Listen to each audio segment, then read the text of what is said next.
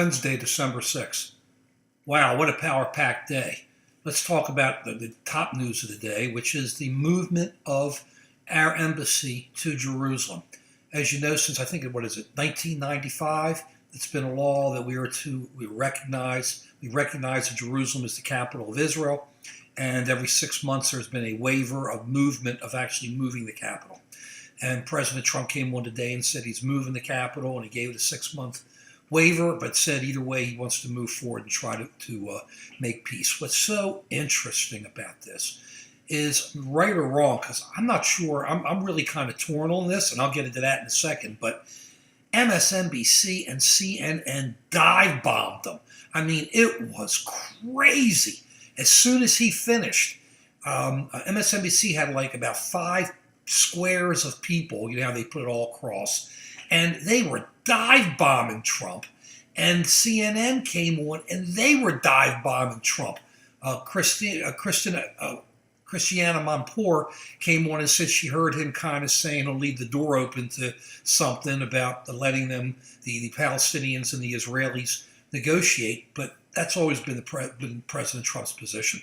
So, but wow, Fox was a little bit more laid back about it. They supported it, but brought on people who said there was a problem with this. But man, to watch the dive bombing, incredible. But let's go over what everyone's saying, because I'm not sure what the answer is here.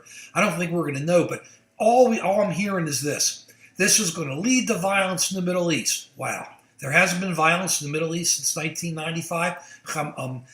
Hamas hasn't had the intifadas, and PLO hasn't had the intifadas with Israel. And Hezbollah hasn't had war with Israel. I mean, come on.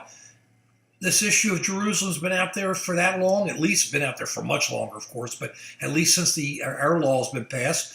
So it didn't stop violence. There's been plenty of violence. There seems to be a real earthquake type of movement going on, as we've been talking about earlier, with the Sunnis and the Shiites, and we're back in the Sunnis. And I hear there's a lot of talk of these Arab countries saying it's horrible Israel's doing this. But what's going to be most interesting is to see if anything happens over the next couple days or the next couple weeks of protests or violence against this. We're not really doing anything. We're not going to be able to move for years, so it's not an issue there. But it's so interesting to hear everybody say the status quo means if you don't keep the status quo, it's going to be horrible.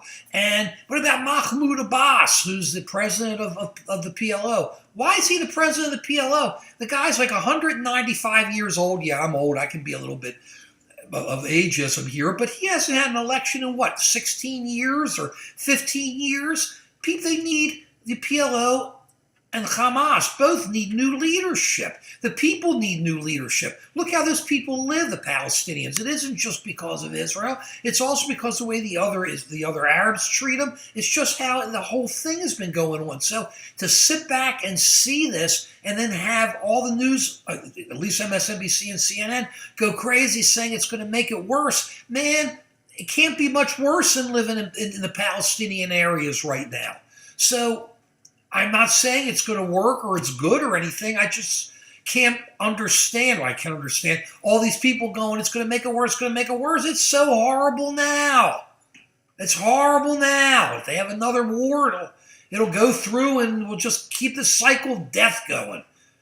But it's just so much fun listening to this, because people who don't know better but sure act like they know better because they're coming on defending what they did in their prior administrations, whether it be President Obama's administration or President Bush's administration. And President Obama's administration was horrible in foreign policy. President Bush was pretty bad too.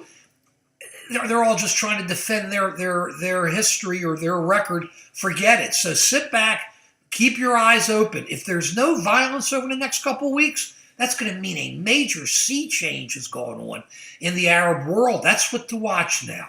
Then we'll start being able to talk about what's happening. But don't listen to all the naysayers. And don't listen to anybody who says this is the answer. Sit back, watch. Let's see how things go. It's the only way to deal with this issue right now. And please, subscribe, whatever else. Comment. Give us thumbs up. Keep watching us. I love it. We appreciate it. We got more coming up right after this one. Peace.